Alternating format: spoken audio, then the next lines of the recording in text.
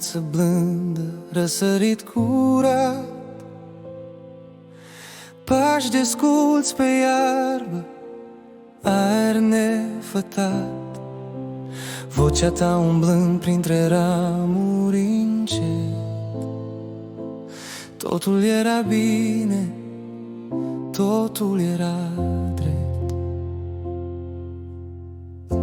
Un singur pom, o singură poruncă, șoaptă de iubire, nu o grea poruncă, dar printre frunze rece și înșelător s-a strecurat șarpele, vechi amăgitor.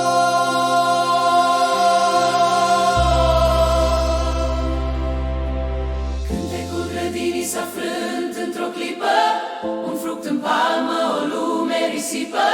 Ochii li se deschid, inima se rupe, se ascunde tine, dar chiar când cad, chiar când fug, chiar când plâng, tu chem pe nume omul rătăcit. În plânsul lor s-aude începutul unui drum spre cruce, unui nou sfârșit. Eva stă și tremură, gustul e amar.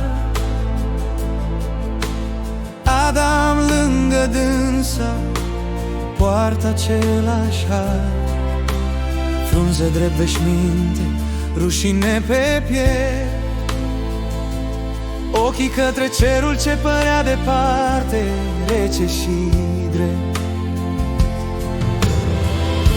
Grădina rămâne-i pleacă încet, un heruvim veghează drumul interzis perfect. Dar în praf la poartă o promisiune stă,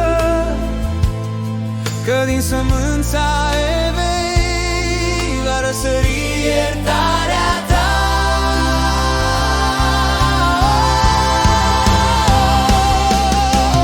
Cântecul grădinii s-a frânt într-o clipă, un fruct în palmă, o lume risipă.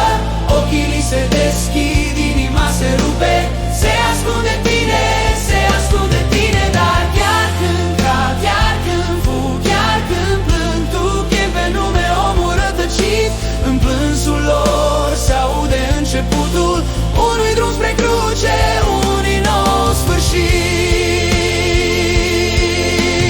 Plângem cu ei privind spre început și ne ții de mână trecând prin lut. Grădina pierdută arde în dorul meu, dar poarta se deschide în Fiul lui Dumnezeu.